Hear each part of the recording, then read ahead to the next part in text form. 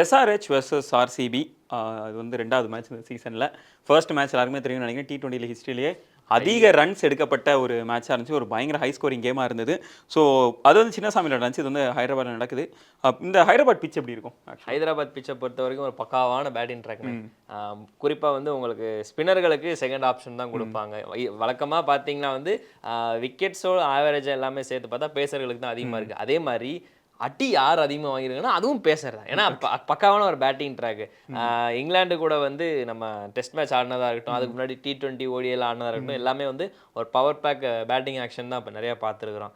In fact கிளாஸை ஹைதராபாத் வந்து நான் கொஞ்சம் தர்மடி அடிச்சிருக்கிறாங்க.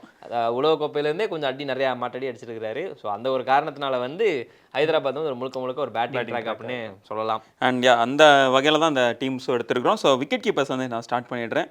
விக்கெட் கீப்பர்ஸ் ஃபர்ஸ்ட் சாய்ஸ் வந்து தினேஷ் கார்த்திக். ஏன்னா இப்போதைக்கு ஆர்சிபியில் ஒரு ரிலையபிள் பிளேயர்ஸ் அப்படின்றதுல ரொம்பவே கம்மியான பிளேயர்ஸ் தான் இருக்காங்க. ஏன்னா இப்போதைக்கு அவங்களோட அந்த சீசனில் அவங்க பெர்ஃபார்மன்ஸ் வந்து ரொம்பவே புவராக இருக்குது. அதில் கொஞ்சம் ரொம்பவே ரிலையபிளான ஒரு பிளேயர் யாருன்னா தினேஷ் கார்த்திக். பிக் ஷாட்ஸ் வந்து அதிகமாக இருக்குது அவர்கிட்ட. இப்போ என்ன பூந்ததுன்னு தெரில. அவருக்குள்ள எங்கே பார்த்தாலும் 6s and 4s நிறைய பவுண்டரிஸ் இருக்குது. ஸ்ட்ரைக் ரேட்டுமே நிறையா இருக்குது. அவர் ஸ்ட்ரைக்குக்கு வந்தோன்னா நேராகவே பிக் ஷாட்ஸுக்கு தான் அவர் ட்ரை பண்ணுறாரு. ஸோ இது எல்லாத்தையும் கன்சிடர் பண்ணும்போது தினேஷ் கார்த்திக்கு ஃபர்ஸ்ட் சாய்ஸ் நம்ம கொடுக்குறோம். இந்த தில்லலங்கடி படத்தில் ஒரு டயலாக் இருமே, யாரோ ஒரு உள் மனசுக்குள்ளே போய் அவர் டாக்டர்னு சொன்னாங்க மாதிரி, நீங்கள் வேர்ல்ட் கப் ஸ்குவாடுக்கு செலக்ட் ஆக போறீங்கன்னு சொன்ன மாதிரி சொல்லிடுவாங்க. ஓகே, செகண்ட் விக்கெட் கீப்பர் வந்து இவர் வந்து நீங்கள் ஒதுக்க முடியாது. முக்கியமாக இந்த மேட்ச்ன்னு இல்லை, எல்லார் மேட்சுமே வந்து நீங்கள் இவர் எடுத்தா ஆகணும். ஏன்னா ஒரு மினிமம் ஒரு 5-6 அடித்தாலே வந்து அதுவே உங்களுக்கு பயங்கரமான ஒரு போனஸ் பாயிண்ட்லாம் கிடைக்கக்கூடிய லெவலுக்கு ஒரு பயங்கரமான பிளேயர். ஆள் பார்த்தா அப்படிலாம் இருக்க மாட்டாடா, ஆனால் அடி வந்து செம்மடி அடிச்சுட்டு இருப்பாரு. ஹென்ரி கிளாசன் தான். ஸோ ரீசன்ட் டைம்ஸில் வந்து எஸ்ஆர்ஹெச்சுக்கு Travis Head, Abhishek Sharma, Heinrich Klaasen அப்படின்ற ஒரு 3 பேர் டாப் டக்கராக பெர்ஃபார்ம் பண்ணிட்டு இருக்காங்க. ஸோ அதை வந்து நீங்கள் கண்டிப்பாக ஹென்ரிச் கிளாசன் எடுத்துக்கலாம். Yes of course. ஏன்னா இப்போ வந்து கொஞ்சம் அப்படி ஆர்டர் வேறு வராரு. ஸோ அதனால் நிறையா சான்சஸ் கிடைக்கும். அப்படியே பேட்டர் சைடு வந்துட்டோம் அப்படின்னா விராட் கோலி இந்த சீசனோட one of the finest batters அப்படின்னே சொல்லலாம். செஞ்சுரியும் போட்டிருக்கிறாரு. மேபி அவர் மத்தியில் பயங்கர என்ன இவெல்லாம் ஸ்ட்ரைக் ரேட்லாம் பார்த்தாதுப்பா அப்படின்ற மாதிரிலாம் பயங்கர விமர்சனம் என்னதான் இருந்தாலும் ஃபேண்டசிக்கு அதெல்லாம் நமக்கு தேவையே கிடையாது. எங்களுக்கு ரன்ஸ் கிடச்சது அது போதும் அப்படின்ற மாதிரி தான். ஸோ அதனால் விராட் கோலியை நம்ம டீமில் எடுத்திருக்கோம். ஓகே, அது போக வந்து இவரை பற்றி என்ன சொல்கிறதுனே தெரியல. திடீர்னு வந்து இந்தியான்னு வந்துட்டாலே, இந்தியா ஆப்பனா இந்தியான்னு வந்துட்டாலும் நான் அடிப்பேன் அப்படின்ற மாதிரி இறங்கி செஞ்சுக்கிட்டு இருக்கிறாரு. உலகக்கோப்பையில் என்ன சம்பவம் பண்ண போறாருன்னு சொல்லிட்டு சுத்தமாக தெரியல. ஓகே, அது எல்லாத்தையுமே தாண்டி ஃபேண்டசியில் வந்து தரமான ஒரு சம்பவம். ஆல்மோஸ்ட் வந்து 400+ பாயிண்ட்ஸ் இவருக்கு மட்டுமே இருக்குது. ஸோ இவர் தான் டிராவிஸ் ஹெட். இவரை வந்து நீங்கள் ஒதுக்கவே முடியாதுங்க. அவ்வளோதாங்க, அதுக்கு மேலே சொல்லலாம். டிராவிஸ் ஹெட் அதே மாதிரி இன்னொரு 400+ பாயிண்ட் எடுத்த அவரோட பார்ட்னர் அபிஷேக் சர்மா. இந்த சீசன் உண்மையாகவே என்னன்னா ஒரு பயங்கரமான ஒரு ஸ்டார்ட் கொடுக்குறாரு. ஏதோ ஒரு பயங்கர கான்ஃபிடென்ட்ல ஆடுற மாதிரி தெரியுது. ஏன்னா ஆப்போசிட்டில் அத்தனை ஒரு பவர் ஷீட்டர்ஸ் இருக்கும் பொழுது என்னாலேயும் முடியும், இல்லை இத்தனை இன்டர்நேஷனல் பிளேயர்ஸால் மட்டும் தான் முடியுமா, என்னாலே முடியும் அப்படின்னு சொல்கிற ஒரு இதில் தான் அவர் ஆடுற மாதிரி தெரியுது. அண்ட் ரொம்ப இவ்வளோ கான்ஃபிடென்ட்டாக ஒரு யங்ஸ்டர் வந்து உண்மையாகவே ரொம்ப ஒரு ஆச்சரியமான ஒரு விஷயமா தான் இருக்குது. அண்ட் ரொம்ப கான்ஃபிடென்ட்டாக எல்லா மேட்ச்லையுமே பெர்ஃபார்ம் பண்ணிருக்காரு. கன்சிஸ்டண்டாக பெர்ஃபார்ம் பண்ணிருக்காரு. ஸோ ஃபைனல் பேட்டராக அபிஷேக் சர்மாவை நம்ம இருக்கிறோம். ஓகே, இதுக்கு அடுத்து வந்து வில்ஜாக்ஸை பொறுத்த வரைக்கும் மேக்ஸ்வெலுக்கு வந்து எடுத்தோடனே ஒரு உள்ள ரீப்ளேஸ்மெண்ட்டாக கொண்டு வரணும்னு நினச்சாங்க. பட் ஓகே, மேக்ஸ்வெலோட கூட வச்சிருந்தாங்க. அதுக்கப்புறம் மேக்ஸ்வெல் வெளியே போயிட்டார்.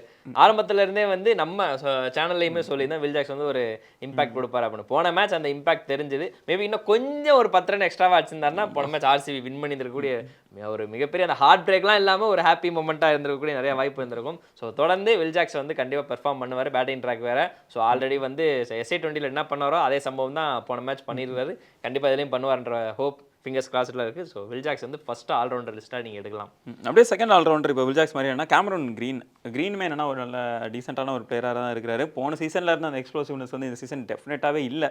பட் 1-2 இடத்துல கிளிம்ஸ் தெரியுது. அதேமாதிரி பவுலிங்லேயும் அவருக்கு ஓரளவு விக்கெட்ஸ் கிடைக்க வாய்ப்பு இருக்குது. ஸோ ரெண்டுலையுமே ஒரு கன்சிஸ்டண்ட்டான ஒரு ஆவரேஜ் பர்ஃபார்மன்ஸ் கொடுத்துட்டு இருக்கிற ஒரு ஆள் தான்.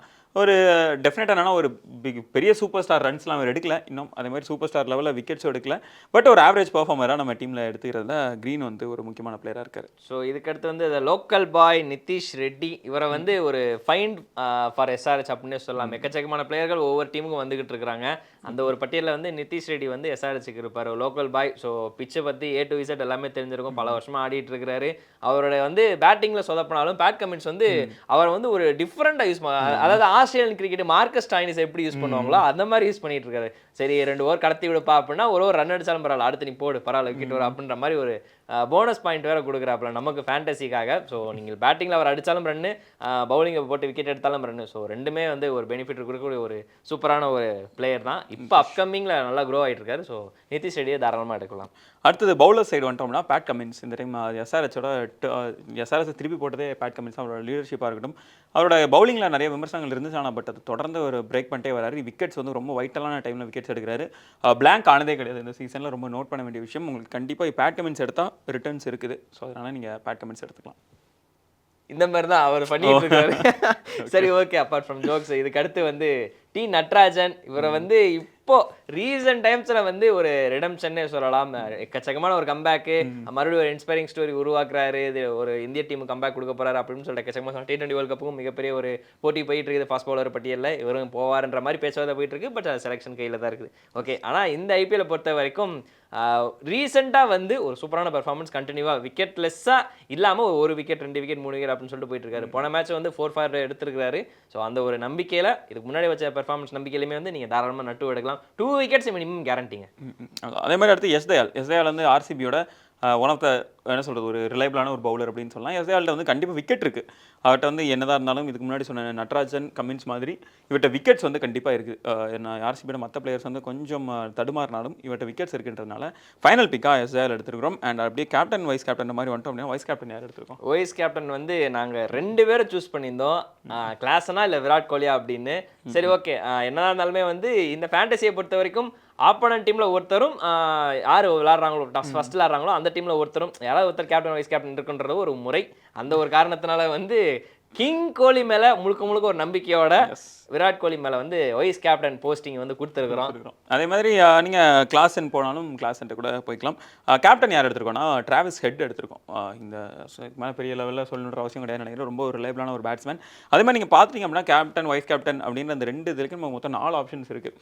கிளாஸன் எடுக்கலாம், விராட் கோலி எடுக்கலாம், ஹெட் எடுக்கலாம், அபிஷேக் சர்மா எடுக்கலாம். ஸோ இல்லை யாருனாலும் நீங்கள் மாற்றி போட்டுக்கலாம். பட் நம்ம எடுத்ததில் வந்து வைஸ் கேப்டன் விராட் கோலியும் கேப்டன் டிராவிஸ் ஹெட்டும் எடுத்துருக்கிறோம். அப்படியே ஆல்டர்னேட்ஸ் பார்த்துட்டோம் அப்படின்னா ஃபர்ஸ்ட் யார் பார்க்கலாம்? ஃபர்ஸ்ட் வந்து ஃபாஃப் டு பிளஸி. இவரை வந்து ஆல்டர்னேட் போடுற லெவலுக்கு நம்மளை கொண்டு வந்துட்டாங்கன்னு தான் சொல்லணும். சிஎஸ்கேவோட எல்லை சாமியாக இருந்து இப்போ ஆர்சிபி ஒரு சேவியராக இருந்து இப்போ இந்த இடத்துல வந்து கொஞ்சம் மோசமான ஃபார்மில் இருக்கிறாரு. ஸோ சப்போஸ் உங்களுக்கு மேபி இல்லை இருக்கட்டும், நான் எக்ஸ்ட்ரா ஒரு பேட்டரை ஆட் பண்ணியிருக்கிறேன் அப்படின்னா நீங்கள் ஃபேஃபை உள்ளே கொண்டு வந்துடலாம். அண்ட் அது போக இன்னொரு ஒரு சர்ப்ரைசிங் பேக்கேஜ் இருக்குது. அந்த அடுத்த சொல்லியிருக்கேன். யாருன்னா ரிடம்ஷன் இந்த சீசனில் எடுத்திருக்கிறார். யாருன்னா பட்டிதர்.